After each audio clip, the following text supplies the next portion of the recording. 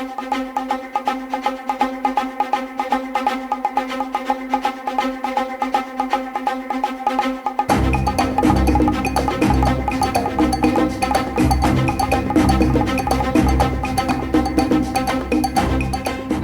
and welcome to the Global Risk Talks.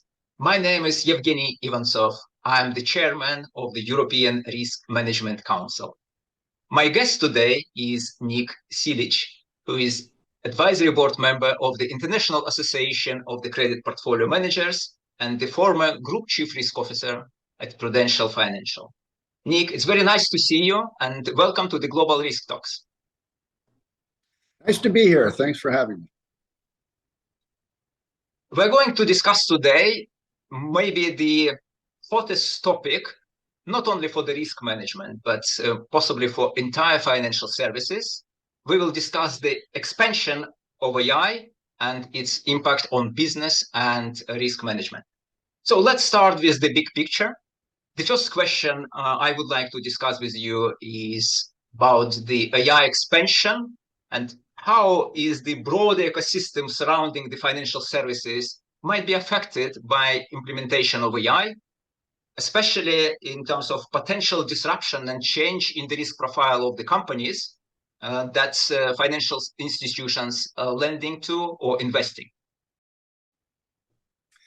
Thanks, Evgeny. I actually think that's really the big question here. A lot of people, when you go to these risk management forums, everybody's talking about the tools that you have, and we'll address that a little bit later, how risk management is using AI. But I think the bigger question is, how is AI changing the risk profile of the world that we live in?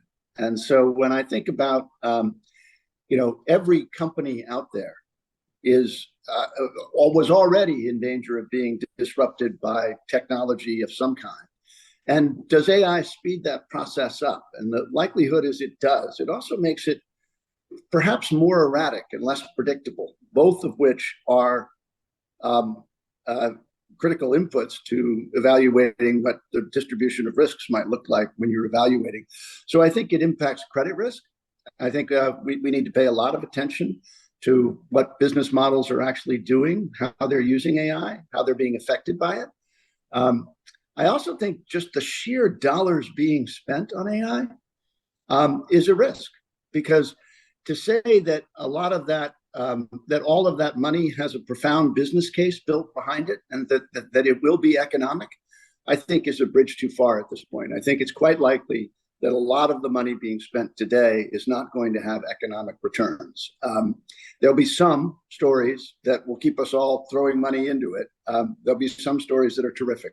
So I think that external third parties changing, sitting on top of how business models change and evolve is going to be critical.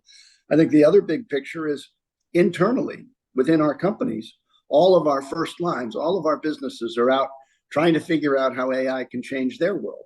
And so as they're doing that, they will be pulling resources from other projects. Now, again, to the economic point, whether or not there ultimately is an economic return for that is a question. Right now, there's an awful lot of splashing going on around AI and business cases being built that everybody thinks are unassailable. But we've all been through periods where the unassailable business case, roll forward a decade, it's not quite so pretty. So I think this one, I think there's real teeth to it. I think there's going to be places where it foundationally changes what people do and how they do it. But there's going to be a lot of other people who are dancing around the edges, spending lots of money and perhaps not driving true change. So I think staying on top of the evolutions within our businesses as well as the risk profile of what people are using it. Right now, people are using it for marketing and things of that nature. And it changes the exposures that you have from a risk perspective around unconscious bias of any kind. And it would be unconscious unless it's embedded somehow in the model. But it's certainly, the model's not doing it consciously, I would hope anyway. But it might be doing it anyway. And so staying on top and trying to figure out how and where the models are creating risk for you internally, I think is going to be a lot of a headache for the risk management functions, and something that's going to be fascinating to see evolve. Yes, that's very interesting, Nick, and I agree that we should expect a lot of changes. What particularly I think that we should expect the rise of new names, new companies, and that possibly we never heard of, but companies which use AI as a fundamental of the business model can be winners overall. However, the old companies, the old industry companies, they still can benefit, and I think efficiencies, huge efficiency when they implement AI. But the speed of implementation and the ability of the companies to change will play the pivotal role in the adoption of the AI. So quite interesting next several years. We definitely need to watch out. Okay, and let's talk about the challenges. Obviously, AI provide a huge opportunity for efficiency, but what are the immediate challenges and risks from AI expansion that specifically risk management should address? Well, it seems to me the biggest thing that we've got here is we have these models and algorithms that are being used to create outcomes for us, whether it's our own institutions or externally. And understanding those models, many of those models are very complex with a myriad of different inputs, right? And any true AI is going to be influenced by lots of changing factors and is going to be constantly reshaping itself. To figure out what those models are actually doing and to look at attribution for those models is almost impossible. So how do you really know whether or not those models are creating risk, or are they exactly doing what you want them to do, or are there byproducts of them that are unnoticed at the time but could become painful down the road? And I think the skill sets that we have internally, we all have model risk departments with some of the best quantitative minds in the world sitting in them, but they're not used to thinking in the completely, I'll say, much more random ways that the AI world thinks.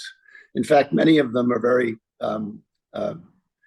I don't want to use the word rigid, but their quantitative resources can be frequently very disciplined in their approach towards analyzing an issue. And I think AI is by definition an undisciplined process because it's constantly reaching out into the world to derive more inputs and more information. And that's going to be difficult for figuring out, for truly understanding what those models are doing for us and to us. So I think that's probably our biggest challenge. And then the second one is there literally is no legal infrastructure to deal with outcomes and disagreements and disputes, or regulatory infrastructure sitting atop of AI at this point. And we're all investing billions of dollars into new worlds that we don't really know what the shape of that's going to look like at the end of it, because we're still waiting for precedents to be set in the legal system and in the regulatory system. So there's uncertainty out there at the same time we're spending money. Yes, that's very true, and regulatory framework is definitely needs to be much more robust, and we will see how it progresses. And also to add your point about the models that sometimes we don't understand, my fear is that we might repeat the error, the mistake that many made before the global financial crisis. You possibly remember this time when we started using complex model, economic capital models, and so forth. And not so many people understood the limitation of these models, and quite often the whole financial institutions were flying blind using these models. And of course, it was a disaster of 2007, 2008.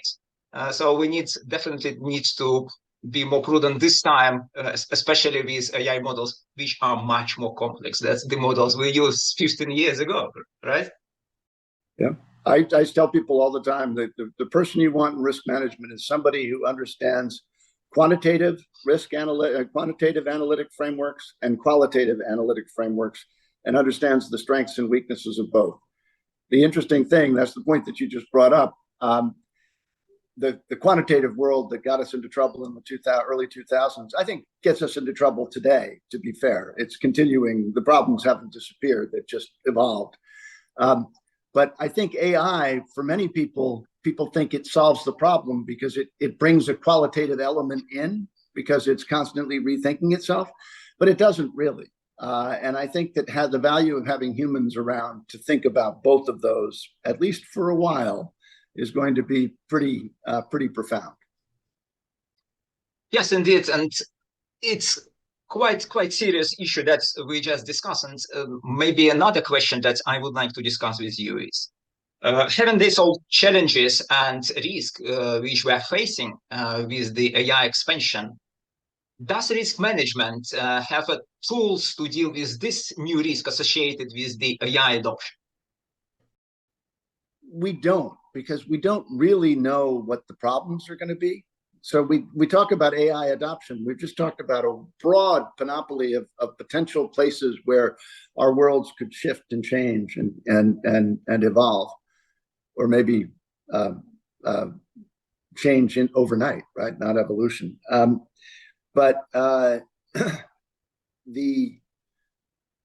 definition, we all have large language models that we can use for a little bit of early warning indicators in your credit portfolios, or I mean, people are doing that all day long in the asset management business today, and most of us have that at least in some way, shape, or form in our general account world. We're also using it for other purposes on the investment risk side, but those are things. Data is something that the investment risk and market risk guys have been using for a long time. This is just another step. So for them, it feels very much like evolution.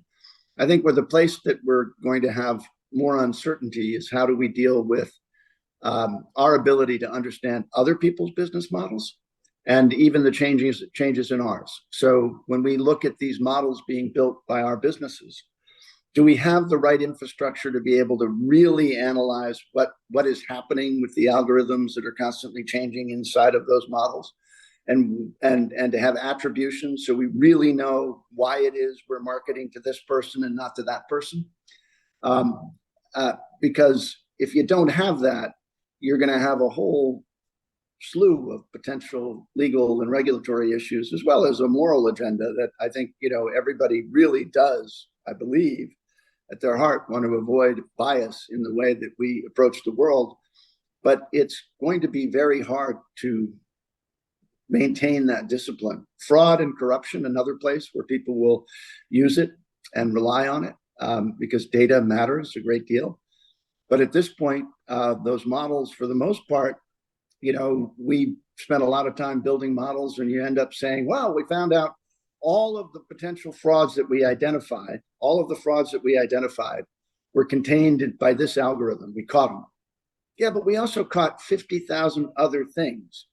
So if you're doing that, if you're looking at millions of data points and you pick up 50,000 of false positives to go along with the 1,000 real positives, you don't really have something that's worth a lot.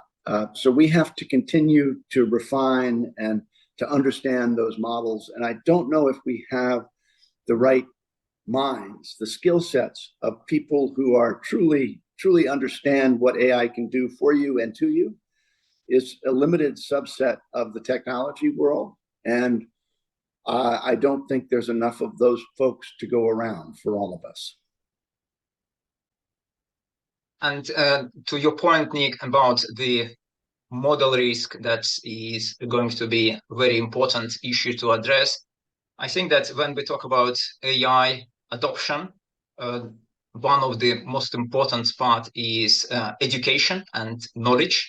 I think that we need, especially people who are with the quantitative background, needs to educate people in the organizations, all stakeholders who use these models.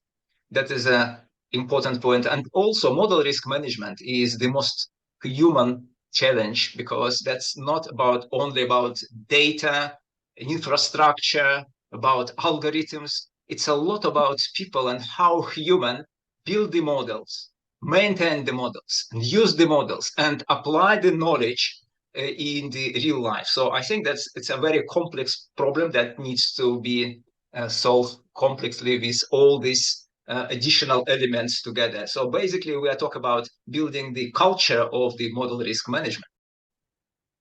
Do you agree with that? The organization, right? The culture of the organization. Historically, many of our organizations are set up where we have sales organizations and then risk organizations, and then hopefully a senior management team that understands what makes both work and why each is interreliant upon the other, right? That works in the old world. In the world that we live today, nobody understands truly what it is and how it is AI will change what we do. And or I think very few people probably do. And we're spending literally billions of dollars as an industry. So one of the other risks is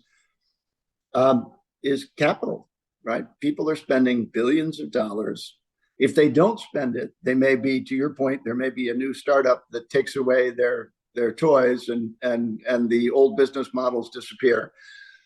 But we're having to spend it before we really know what the picture looks like, right? And that's a game that we've been playing on many fronts for many years, right? It's what all of us have to do in terms of, do you want to be a fast follower or a leader? Or that's a question that we've all been having for 150, 200 years, thousands of years, probably. But in AI, it seems like the speed and the pace at which this change might happen has accelerated tenfold or 100-fold, and therefore you don't have a chance for another swing, right? You're up at the plate. You get to choose: do we go or do we not go? If we go, it may be the wrong answer, and if we don't go, it may be the wrong answer. But I'm not going to get another chance at it. Whereas in many of these other evolutions we had, if you chose early that you didn't want to get into, using technology to clear your government securities way back when, a year later, you probably had another shot at it.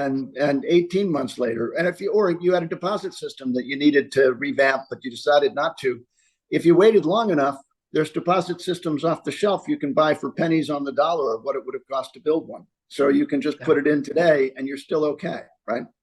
Yeah. It may not be the case with AI. Yes, it's very true, very true. Okay, I think that's we need to wrap up. And Nick, it was a pleasure to talk to you. Thanks a lot for sharing your insight. Thank you very much. Evgueni, it was a great pleasure, and I look forward to seeing you around our smaller ecosystem as we travel around the world. Take care. Thank you. Bye-bye.